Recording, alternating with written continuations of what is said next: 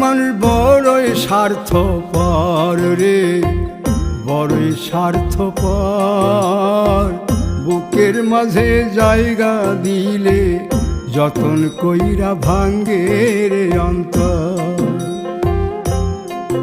মানুষ বড়ই স্বার্থপর রে, বড়ই স্বার্থপর। বুকের মাঝে জায়গা দিলে যতন কইরা ভাঙ্গে রে অন্তর।